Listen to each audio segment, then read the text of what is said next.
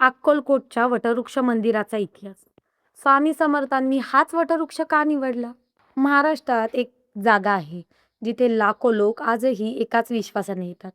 भिवू नकोस, मी तुझ्या पाठीशी आहे. हा फक्त एक मंत्र नाही, तर कोट्यावधी भक्तांच्या आयुष्याचा आधार आहे. पण तुम्हाला माहित आहे का? स्वामी समर्थांनी अख्खं भारत फिरून शेवटी अक्कलकोटच का निवडलं? आणि आजही मंदिराच्या मध्यभागी उभा असलेला हा वटवृक्ष इतका पवित्र का मानला जातो? आज आपण जाणून घेऊया अक्कलकोटच्या वटवृक्ष मंदिराचा संपूर्ण इतिहास. स्वामी समर्थ अक्कलकोटमध्ये कसे आले? 1856 साली ब्रिटिश राजवटीचा काळ. त्याच वेळी एक तेजस्वी रहस्यमय संत अक्कलकोटमध्ये दाखल झाले. त्यांच्या जन्माची निश्चित माहिती आजही उपलब्ध नाही. पण हजारो किलोमीटरचा प्रवास करून काशीपुरी, गिरनार, रामेश्वर, मंगळवेढा अशा अनेक ठिकाणी भ्रमण केल्यानंतर ते अखेर अक्कलकोटमध्ये स्थायिक झाले. परंपरेनुसार त्यांना चिंतोपंत टोळ यांच्या निमंत्रणानंतर येथे येण्याची संधी मिळाली. हाच वटवृक्ष का? अक्कलकोटमध्ये आल्यानंतर स्वामी समर्थांनी राजवड नाही, मठ नाही, तर एक साध्या वटवृक्षाखाली बसण्याचा मार्ग निवडला. याच वटवृक्षाखाली त्यांनी जवळपास 22 वर्ष भक्तांना मार्गदर्शन केलं. याच ठिकाणी अनेक भक्तांना जीवन जगण्याचे नवे संदेश मिळाले. आजही लाखो लोकांचा विश्वास आहे की या वटवृक्षात स्वामींचं चैतन्य आजही जाणवतं. भिवू नकोस. स्वामी समर्थांचे अनेक उपदेश आजही लोकांच्या तोंडी आहेत. त्यापैकी सर्वात प्रसिद्ध भिवू नकोस, मी तुझ्या पाठीशी आहे. या एका वाक्याने किती लोकांना संकटातून बाहेर उभं राहण्याची हिंमत मिळाली याचा हिशोब नाही.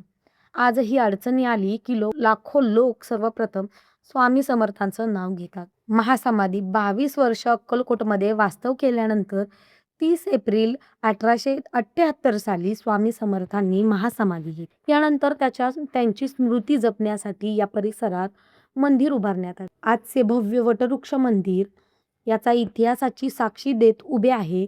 समाधी मंदिर. मुख्य मंदिरापासून काही अंतरावर स्वामी समर्थांचे समाधी मंदिर आहे. दरवर्षी देशभरातून लाखो भाविक तेथे दर्शनासाठी येतात. अनेक जण आपल्या आयुष्यातील मोठे निर्णय घेण्यापूर्वी त्याच समाधीसमोर नतमस्तक होतात. अन्नछत्र. अक्कलकोटची आणखीन एक मोठी ओळख म्हणजेच तेथील अन्नछत्र. दररोज हजारो भाविकांना मोफत महाप्रसाद दिला जातो. जात, धर्म, गरीब, श्रीमंत कोणताही भेदभाव नाही. सेवा हीच खरी पूजा. ही परंपरा आजही अखंड सुरू आहे. आजचे मंदिर, आज वटवृक्ष मंदिर फक्त एक धार्मिक स्थळ नाही, तर तो लाखो भक्तांच्या श्रद्धेचं केंद्रबिंदू आहे. या मंदिरात आजही तोच ऐतिहासिक वटवृक्ष भक्तांना शांततेचा अनुभव देतो. दर गुरुवारी आणि विशेष उत्सवाच्या दिवशी येथे भक्तांची प्रचंड गर्दी असते. एखाद्या मंदिराची ओळख त्याच्या भिंतींनी होते नाही, तर त्या ठिकाणी घडलेल्या इतिहासाने आणि त्या इतिहासावर ठेवलेल्या लोकांच्या श्रद्धेने होते. अक्कलकोटचा हा वटवृक्ष आजही लाखो लोकांना आशा, धैर्य आणि विश्वास देत उभा आहे. श्री स्वामी समर्थ.